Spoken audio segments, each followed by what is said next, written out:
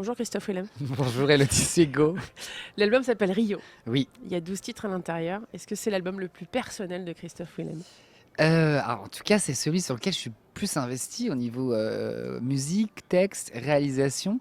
Donc, d'une certaine manière, oui. Je pense que c'est comme l'album le plus personnel. C'est dur de prendre la plume, de décider enfin de parler de soi en disant je, sauf à une exception près évidemment. Oui, oui, oui. C'est très difficile parce que malgré tout, c'est beaucoup plus difficile de franchir cette barrière de la pudeur en écrivant. Autant la musique, exprimer les vibrations, les émotions avec sa voix, même s'il y a quelque chose de très personnel, je suis tellement habitué à ça que c'est différent. Là, mettre des mots sur des mélodies que je compose, ça devient carrément beaucoup trop personnel. Et en même temps, il y a un côté très, comment dire, un élan de liberté d'un seul coup, de maîtriser totalement ce qu'on est en train de dire, en train de faire, et justement d'avoir la maîtrise de l'émotion et de ce qu'on veut envoyer aux gens. Donc c'est quelque chose qui est très excitant que je connaissais pas. Et j'ai d'ailleurs eu autant de plaisir à m'amuser à écrire que m'amuser à composer. Il y a Iggy, hein, Il y a Higit, qui est deux mains supplémentaires. En fait, il y a quatre mains principales pour exactement. écrire les titres de cet album. Iggy, il a apporté quoi alors à cette écriture? Alors Higit, il a apporté peut-être quelque chose de plus posé. Moi, c'est vrai que j'ai écrit au tout début le texte de Copacabana, qui part comme ça, parce que c'est aussi l'énergie de ce titre qui fait un peu le parallèle entre ce que nous, on vit ici et la manière de vivre au Brésil et à Rio. Et donc, c'est vrai que ce titre-là, il était très dynamique, il y avait une exubérance dans cette peut-être manière d'écrire, et Higit a ramené euh, une espèce de poésie bizarrement masculine. Alors pourquoi je dis ça? C'est parce que sur l'intégralité des autres albums, j'ai souvent eu des auteurs féminins. Que ce soit Zazie, Carla Bruni, Zao, enfin Sky, très souvent c'était des auteurs féminins et je ne sais pas pourquoi. Et Iggy, d'une certaine manière, m'a un petit peu réconcilié avec la plume et l'écriture d'un homme et la capacité à pouvoir exprimer des émotions sans forcément aller trop dans une émotion féminine. Et du coup, je trouve que ça me correspond davantage. Voilà. J'ai pu me rendre compte qu'on peut exprimer les choses euh, d'une manière peut-être plus assumée. Je ne sais pas si c'est clair ce que je dis, c'est un peu bizarre. Mais en tout cas, voilà, il a amené un regard différent et une confiance aussi. C'est-à-dire qu'il était le premier à me pousser à continuer d'écrire, à me dire non mais là, moi je vais retoucher trois trucs parce que j'aime bien le texte tel quel. Donc c'était la même complicité que celle que j'avais avec Aurélien à la musique. Aurélien Mazin. Ouais, j'ai retrouvé la même complicité avec Higit sur l'écriture. Est-ce qu'on se libère de quelque chose en écrivant? Oui, oui. Non, mais clairement, oui, on se libère de plein de choses. L'écriture, c'est une forme d'exutoire d'une certaine manière, parce que de pouvoir mettre, je dis souvent ça, mais ça fait phrase toute faite, mais bon, quand même, je le dis. Non, mais de pouvoir mettre des mots sur les mots MAUX, du coup, il y a quelque chose d'assez fort, parce que cet album, c'est un album qui a digéré tout ce qu'on a vécu, quand je dis nous, je nous inclus tous dedans, tout ce qu'on a vécu depuis 1 an et demi, 2 ans, c'est quand même des événements qui ont quand même bouleversé un peu notre manière de penser, pour certains, pour d'autres, ça a stigmatisé des peurs, enfin, ça a quand même bouleversé pas mal la quiétude qui était apparente d'une certaine manière. Et du coup, le fait de pouvoir écrire ça, de pouvoir dire ce qu'on ressent, et surtout de faire une description toujours sans l'envie de donner de leçons, faire une description nette de ma vision du monde et de l'état dans lequel il est aujourd'hui, c'est quelque chose qui fait du bien. Il y a une sorte de porte-bonheur dans cet album aussi. On a parlé tout à l'heure d'Iggy, mais il y a Zazie qui est là. Ah bah oui. Encore une fois, elle signe des textes, 4 albums sur 5 quand même, c'est pas rien. Ah oui, oui, oui, elle est très présente. Comment vous l'expliquez cette complicité? Je sais pas, c'est vrai que je pense que Zazie, déjà, elle s'est vraiment penchée sur moi dès que je suis sorti de la Nouvelle Star, alors qu'elle avait pas mal d'a priori au début. Donc c'était un exercice difficile pour elle d'admettre, de dire bon, bah, ça vaut quand même le coup.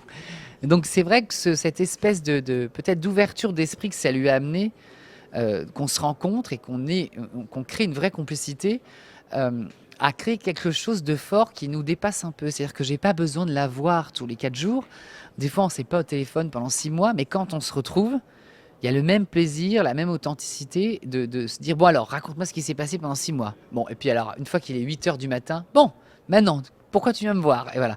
Donc c'est assez marrant de voir que avec Zazie, avant toute chose, on se respecte énormément et on se considère en tant qu'humain.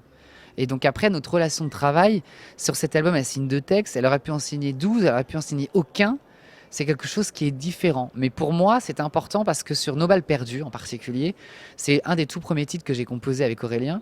Et Nos balles perdues, c'est assez drôle parce que cette mélodie est très zaziesque. C'est-à-dire qu'on pourrait vraiment croire que c'est elle qui a écrit tout le titre. Et du coup, quand je l'ai ramené, évidemment, elle s'est marrée en me disant, bon alors comment te dire que cette chanson, j'aurais parfaitement pu l'écrire. Donc je pense que tu viens à la bonne porte pour faire un texte dessus. Voilà, pour moi c'était important qu'elle se penche sur cet album, qui plus est un album que j'ai vraiment, dans lequel j'ai beaucoup été investi, parce que c'est un petit peu comme une bénédiction à la fin de l'album. Voilà, il y a un peu de ça.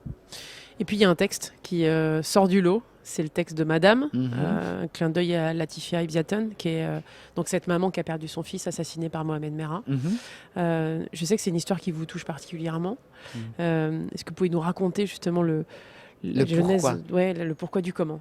Alors cette chanson, alors moi effectivement je compose toujours la musique en premier, donc il y a toujours des titres qui existent avec ce qu'on appelle un yaourt dessus. Et donc le nom de code de cette chanson c'était Smith, parce que dans la maquette je disais souvent le mot Smith.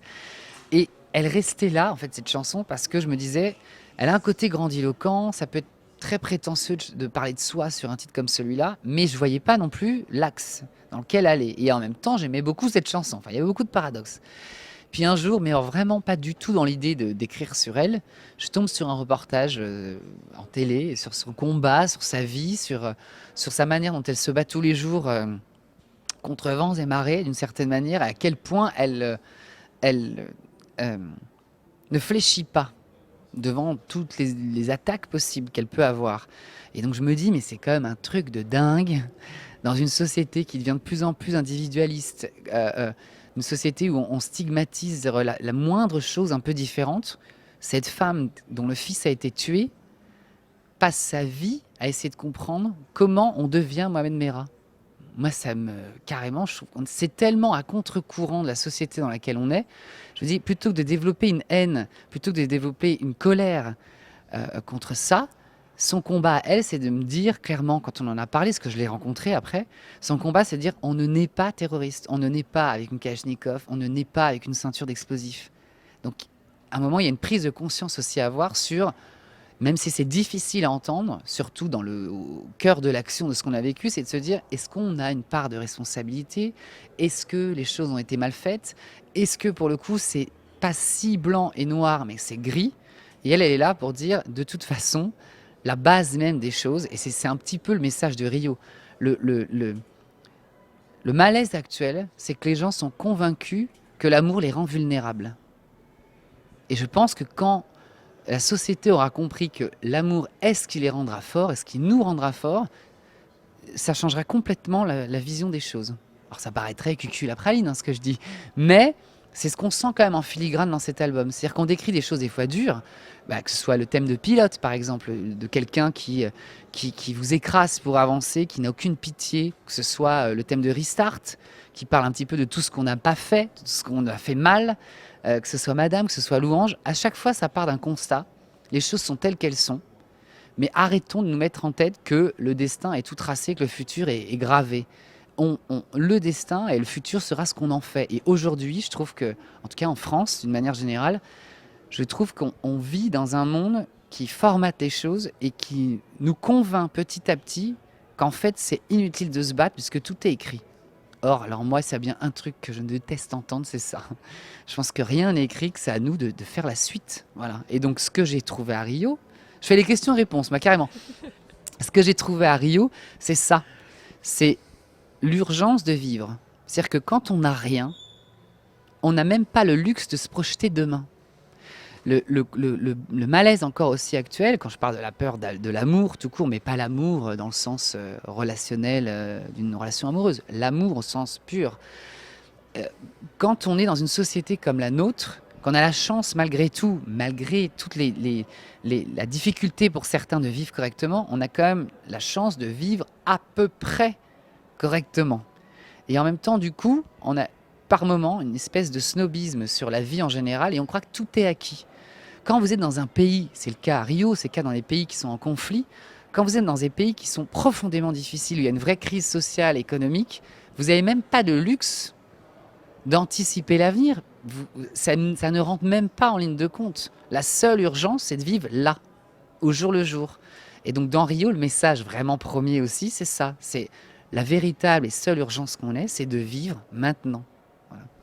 Rio, ça a été vraiment un élément déclencheur, ça c'est sûr. Ah C'était ouais. au JO, c'est ça, hein, Oui, l'année vous êtes allé, dernière. rencontrer un peu j'ai l'impression cette population, mais surtout vous vous êtes retrouvé face à vous-même, quoi. C'était aussi Ah une oui, façon de se dire, voilà, ici je suis rien, je suis pas connu.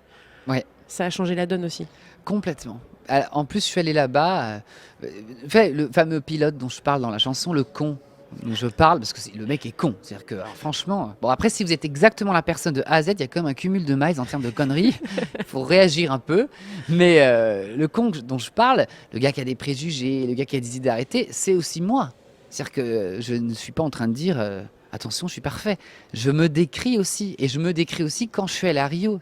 C'est-à-dire quand je suis parti pour les JO là-bas, tout le monde disait oui, attention, c'est une cible incroyable en termes d'attentats. Attention, c'est un pays très violent. Tenez vos sacs, tenez vos portables. Et donc je suis arrivé là-bas avec tous ces préjugés. Et en fait, j'ai été d'autant plus cueilli quand je m'y suis rendu. Parce que j'ai vu qu'en fait, oui, il y a les faits, mais il y a aussi la vie tout court qui, quoi qu'il arrive, suit son cours. Et que c'est aussi à nous de se faire une opinion et de se construire d'une certaine manière. Donc Rio, ça a été aussi ce déclencheur-là. Et ça a été un déclencheur parce que l'anonymat amène aussi une vision très différente. Moi, depuis que j'ai fait l'émission, je suis très rarement allé à l'étranger ou dans des pays, en tout cas francophones, ou Maghreb par exemple, où on connaît un petit peu. Et donc, j'ai jamais été confronté à être dans un lieu où personne me connaît. Quand je dis personne, c'est vraiment personne. Et donc, d'un seul coup aussi, ça permet d'avoir des relations humaines totalement différentes, puisque ça vous réconcilie davantage avec l'humain et non pas avec le paraître. C'est-à-dire que d'un seul coup, on vient vous parler, on s'adresse à vous, on échange avec vous, pas parce que vous êtes quelqu'un, parce que vous êtes vous. Donc d'un seul coup, le rapport aux autres, il est complètement différent et forcément, il prend une dimension beaucoup plus grande. Et que ce soit effectivement parlant pour les rencontres qu'on peut faire, mais que ce soit aussi sur les points de vue ou les échanges. Et donc c'est ça qui a aussi beaucoup modifié ma vision des choses. Est-ce que Christophe Willem a peur de la sortie de cet album, sachant qu'il est tellement différent des autres? Et ben, c'est marrant, j'ai pas peur du tout. Non mais, je me suis posé la question l'autre jour parce que je trouve ça pas normal. Donc l'autre jour, je me suis dit, mais comment ça se fait que j'ai pas peur en fait? Mais parce que je crois que cet album, pour moi, il est dans ma manière de voir les choses, il est tellement là où je voulais qu'il soit. Il y a une forme de vérité qui me semble évidente. Alors effectivement, est-ce que cet album rencontrera un succès commercial? C'est limite un paramètre dont je me fous, objectivement. Qu'il y ait 3 personnes qui soient touchées par l'album parce qu'ils comprennent le message que j'envoie, ou qu'il y en ait 3 millions, ma victoire, entre guillemets, sera que des gens aient compris le message. Après, plus on est, mieux c'est, mais c'est pas l'ambition première. En tout cas, il y a quand même des faits, il y a quand même des chiffres assez impressionnants d'ailleurs, hein. Vous avez décidé de de camper aux Étoiles, voilà, qui est une Oui, salle parisienne avec très peu de place. Voilà, c'est vraiment très c'est un club. c'est Ouais. les yeux dans les yeux. C'est totalement sold out, c'est totalement Ouais. complet. Quel effet ça fait d'apprendre que Ouais, ça, toutes c'est les dates... excitant. C'est super excitant parce qu'en plus, je me suis dit, bon, bah, les étoiles, un mois, on attend de voir venir, les gens pourront acheter comme ça le soir en arrivant parce qu'ils entendent du bruit. Et effectivement, c'est super, presque un peu intimidant de se dire que cette salle et cette résidence étaient complètes avant que l'album ne sorte. C'est un truc qui m'a halluciné. J'ai dit, mais les gens sont sûrs? Ça se trouve, ils vont arriver, ils vont se dire, oh là là, mais qu'est-ce que c'est que cette histoire? Mais en même temps, c'est excitant. Et c'est pour ça que d'ailleurs, sur les réseaux, ce que aussi Rio m'a appris, et c'est ce que je dis un peu aux gens, je dis, oubliez tout ce que vous connaissez, parce qu'il faut toujours faire de la place pour être surpris par ce qui va arriver. Et aux étoiles, c'est la présentation de cet album. Je vais vraiment plonger les gens au cœur de l'univers de cet album, expliquer des choses que des fois on ne raconte pas en interview, mais qu'on raconte des fois ailleurs, hein, dans les livres par exemple. Mais en tout cas, expliquer des choses qui me parlent, parce que l'intimité crée forcément une relation de confiance avec les gens. Donc voilà, les étoiles, cette résidence, elle a une saveur particulière. Et donc je suis très excitée d'y être. Donc ça, c'est une pré-tournée en fait, hein. C'est une façon de présenter les choses. Derrière, c'est quoi la suite alors? Alors la suite, c'est on retourne à Rio pour les vacances. Non, mais je compte réellement y retourner. Non, ce serait vraiment d'y retourner. Et puis la suite, ce serait de partir vraiment en tournée. Et à partir de mars, je crois qu'à Paris, c'est à Pleyel. J'ai plus les dates en tête, mais ça s'arrête à Pleyel. Il y aura en Belgique, en Suisse, pas mal de villes évidemment en France. Puis il y aura les festivals et il y aura une deuxième vague de tournée à la rentrée prochaine. Alors, ce qui est dingue aussi, c'est l'engouement qu'il y a autour de cet album, l'engouement qu'il y a autour des clips en fait que vous avez fait. Marlon Brando, on va en parler quand même. Oui, c'est vrai. Christophe Willem a décidé donc de montrer ses fesses. Voilà. C'est une parodie du Truman Show. Pareil, ça c'est vraiment une idée que vous avez eue? Oui, parce qu'en fait, quand vous sortez un single, il y a toujours des propositions qui vous sont faites par rapport à des clips éventuels. Et je trouvais que tout ce que je voyais était cliché. Je me dis, mais c'est exactement là où il ne faut pas être. Pour moi, ce qui m'intéressait dans Marlon Brando, c'était surtout d'être un retour, de mettre en avant ma personnalité avant de mettre en avant la musique et le cœur de cet album qui arrive maintenant. Et du coup, je trouvais drôle de retrouver cette dérision et ce second degré qui était peut-être un peu gommé dans l'album, paraît-il, parce que c'est un album plus introspectif, en fait. Et du coup, Marlon Brando, ce qui était important pour moi, c'est de dire, en fait, en gros, vous savez, en 10, 11 ans, 11 ans. La seule 11 ans. Et ouais, mais c'était il y a 11 ans déjà. Non, c'était pas mal, mais c'était il y a 11 ans. Et pour moi, c'était juste la logique de dire la seule chose qui est différente, qui nous différencie, vous et moi, c'est que je suis de l'autre côté de l'écran. Mais sinon, je n'ai rien de différent. Donc pour moi, Marlon Brando, c'était de dire voilà, l'important pour moi, c'est de vous rappeler que je vis dans la même société que vous, je vois les mêmes choses, je suis touché par les mêmes choses. Des fois, je me retiens de commenter certaines choses parce que j'estime que c'est pas non plus le rôle des artistes de le faire, mais ça n'empêche pas que j'ai une opinion et un point de vue sur pas mal de sujets.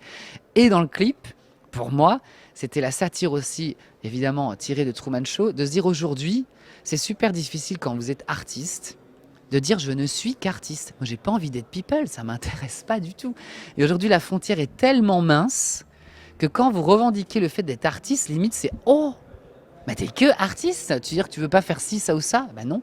Moi, mon métier, je fais ce métier, c'est ma passion à la base, ma passion devient mon métier. La base de ce métier pour moi, c'est de véhiculer des émotions, faire vibrer les gens avec la musique. Et en gros, je ne suis qu'un véhicule pour ça. Ma vie personnelle, mon attitude ou le côté people, c'est pas du tout le cœur du sujet. Le sujet, c'est comment on fait vibrer les gens et avec quelle intensité. Donc le clip parle aussi de cette frontière entre artistes et people qui est aujourd'hui, à l'ère du buzz, un truc qui existe. C'est vrai qu'il y a quand même des choses qui nous différencient de Christophe Willem, c'est la voix. En tout cas, merci beaucoup Christophe. L'album s'appelle Rio, je vais juste le montrer parce qu'il est magnifique. Voilà. Avec vraiment, je vous laisse le découvrir parce que même dans le livret, il y a des choses extraordinaires, ne serait-ce que cette photo. Elle est balèze la photo. Ouais, qui est vraiment à votre image. Merci beaucoup. Merci.